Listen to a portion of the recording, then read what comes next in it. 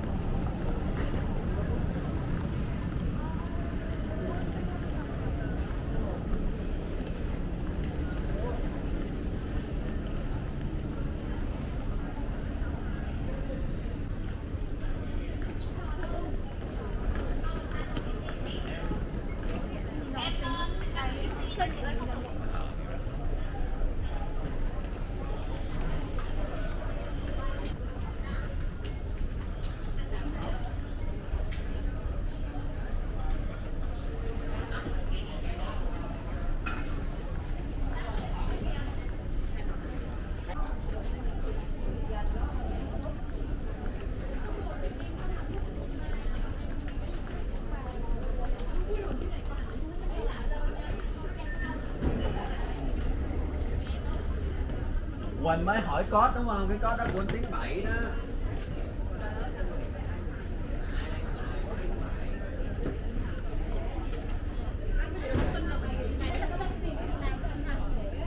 Rồi xong qua cầm một ghế tao chưa? Ở sau đổi ghế lên ghế mới của mình là 41 giờ nhé. À, cho anh cái ghế ngoài cửa sổ với. Thì cửa sổ 41 giờ cũng là cửa sổ anh. Ừ. Lấy đi, lấy giày đi mưa kìa. Lấy cho chị Thu rồi.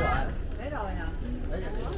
Giày đi mua em Chị Thu cho ai không biết. Đó, tao đó. Con lấy giày gái, giày trai.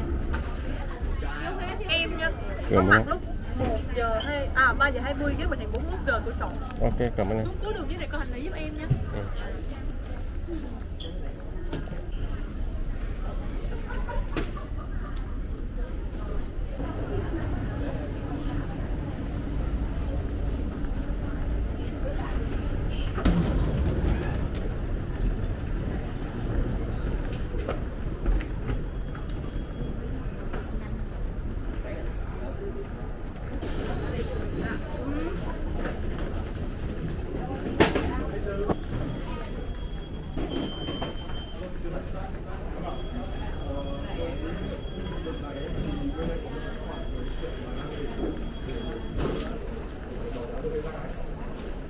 Em bảo nếu mà cái phần mà bôi ra đấy thì có thể chấn chỉnh cho nên là bất ngờ như thế này.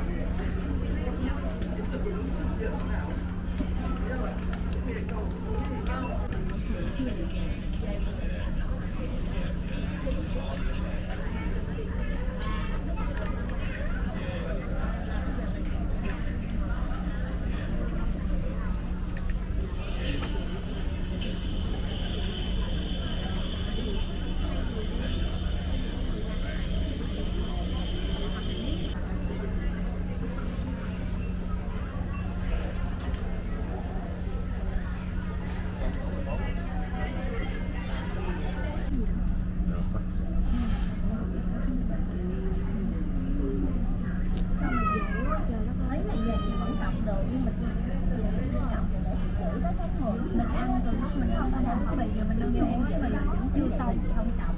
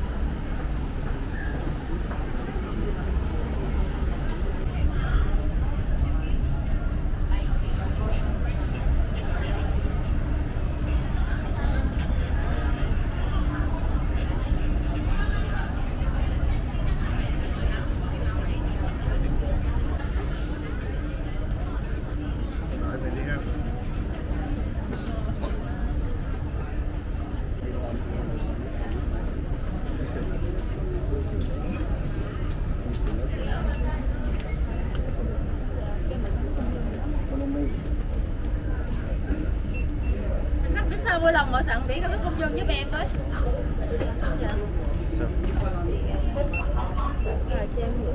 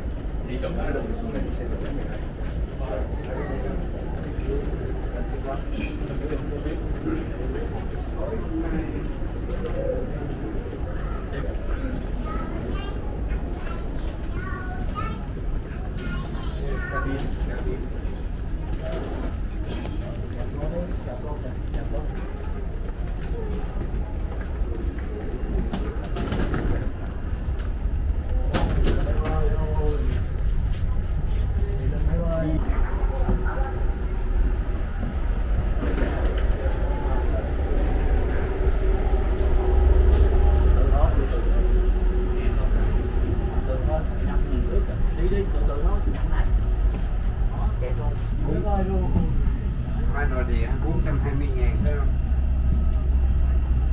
Alo? Alo?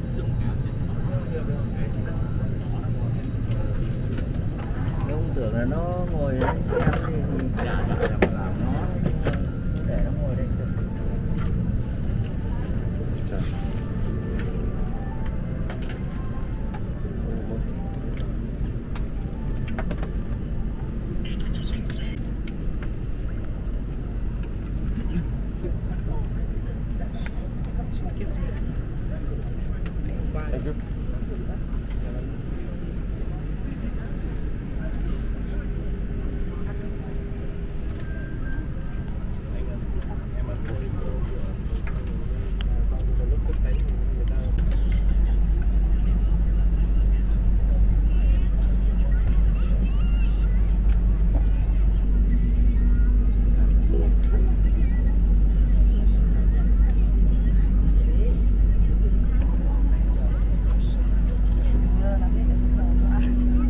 Vừa lên máy bay coi ăn sao đấy.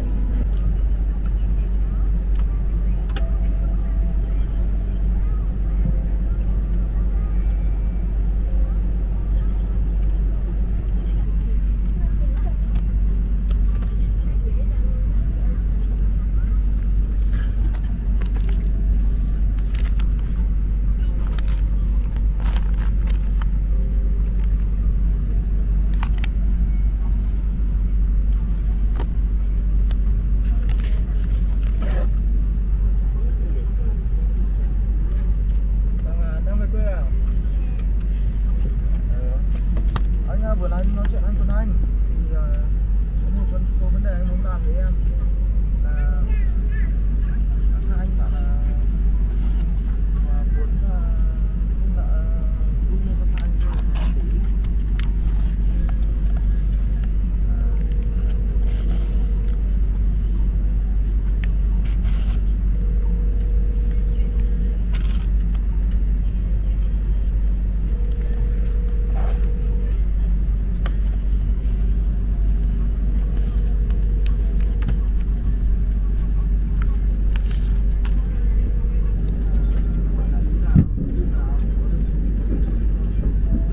Ví dụ như là An Đông ấy, bây giờ người ta phải thì anh cho nó cuối đầu năm cuối năm đúng rồi.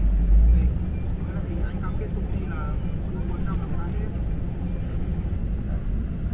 Với lại nhà An Đông như là anh cho là bạn đến trong bữa ấy 500 cái này thì quan trọng là người ta có cái Đi thôi. cái đấy thì hôm nào để anh về anh với em cùng anh.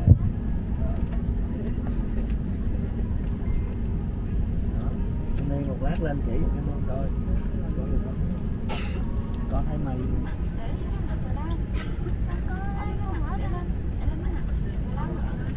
nó chưa đóng thôi, vậy là đang gió vô.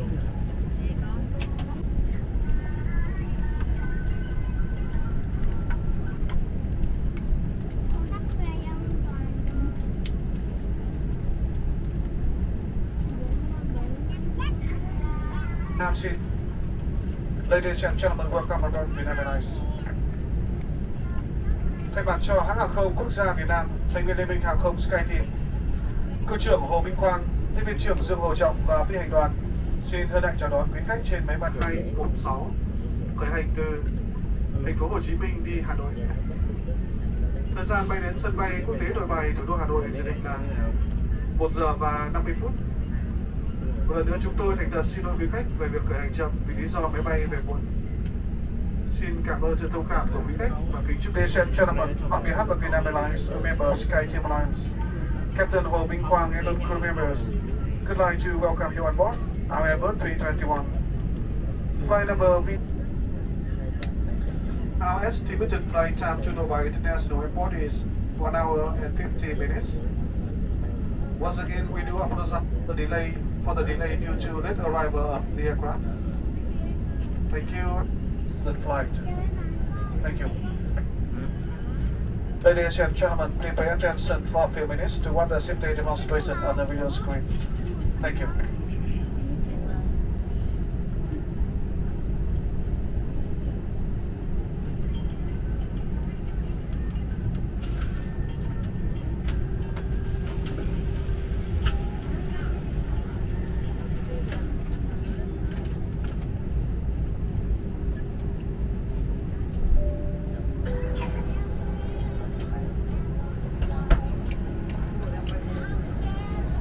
Đây nó vẫn lưu rồi nhé.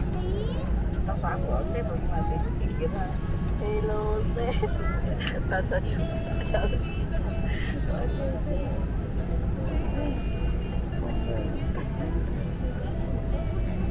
Sếp mấy là thầy sếp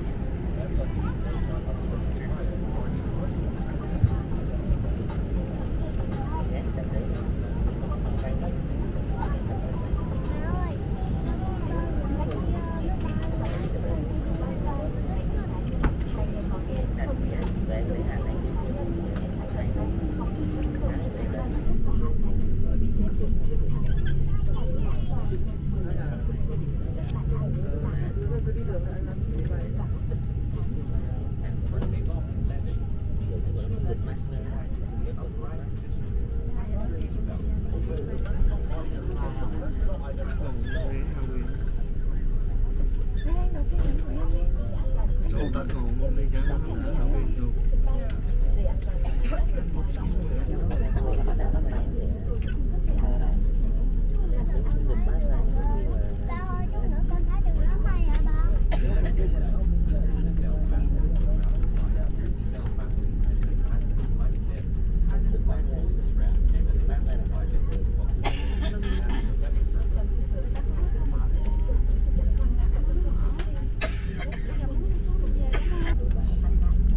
Sau này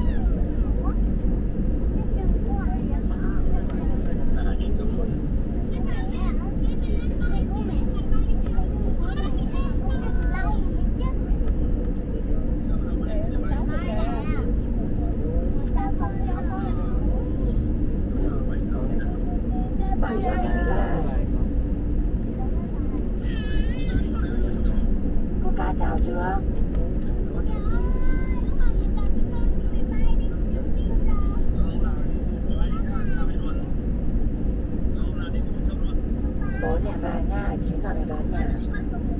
Trung Nguyên thì tranh cái mai của bà.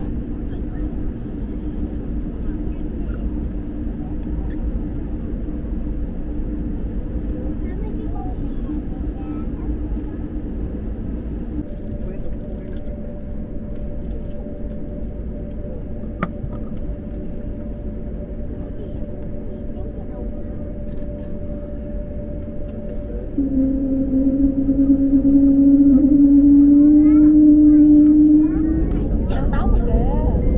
Xéo hả chứ?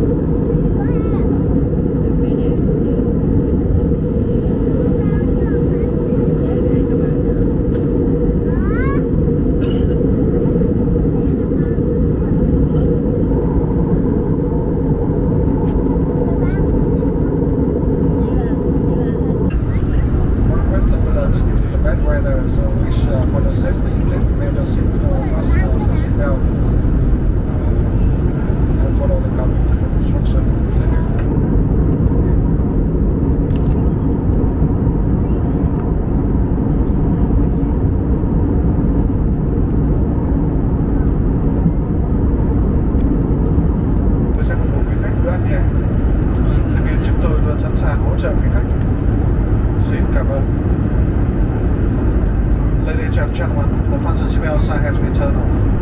While seated, please keep the seatbelt fastened. Please refrain from smoking, including electronic cigarettes. Laptops and other portable electronic equipment will be switched off on scheduled platform and silent mode from now until we begin descent line. In the field, should you require any additional information, please ask our cabin crew for assistance. Thank you.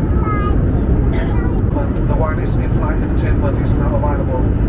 Please use your device on flight mode and personal headphone to enjoy our program. Thank you.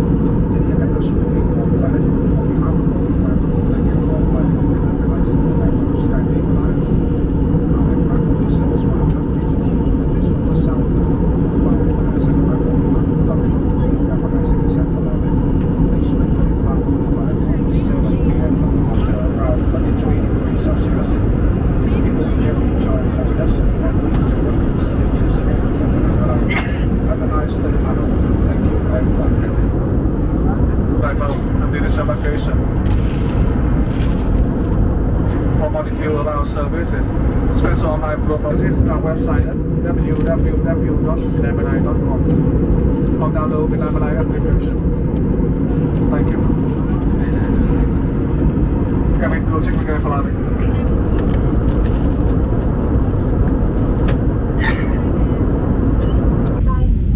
Quý khách có thể sử dụng thẻ đọc sách cá nhân tại khu vực ghế ngồi của mình. Xin cảm ơn.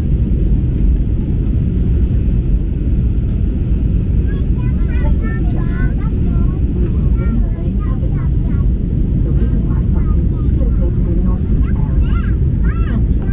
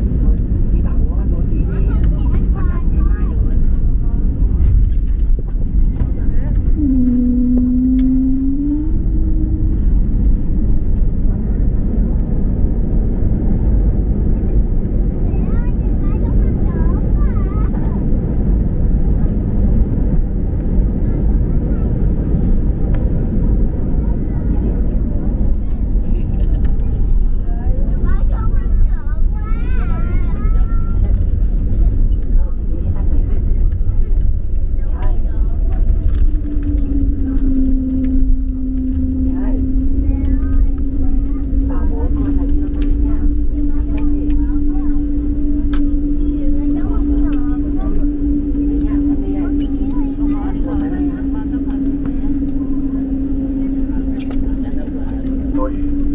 Bây giờ là 7 giờ kém 5 phút tối. Nhiệt độ bên ngoài là 30 độ C. Quý khách lưu ý ngồi yên tại chỗ, cài chặt dây an toàn cho đến khi máy bay dừng lại hẳn và đèn hiệu cài dây an toàn đã tắt.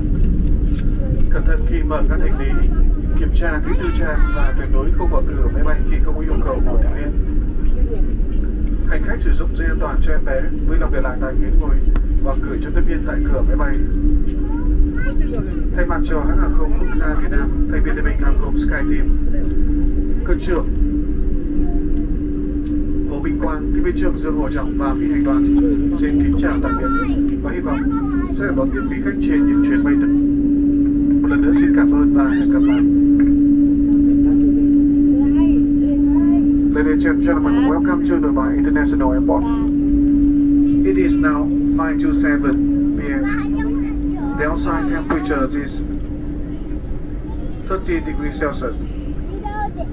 Please remain seated with the seatbelt fastened until the aircraft completely stops and the fasten seatbelt sign to be released, and ensure the contents do not fall out when opening the overhead lockers. Please leave it for seatbelt adjusted on return to cabin crew. We hope you enjoy your flight with us. On behalf of Vietnam Airlines, a member of SkyTeam Alliance.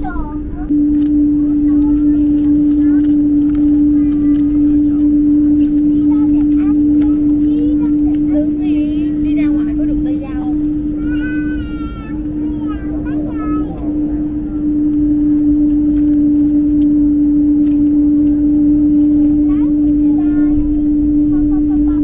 Đi ra đây nữa, đi ra chỗ này.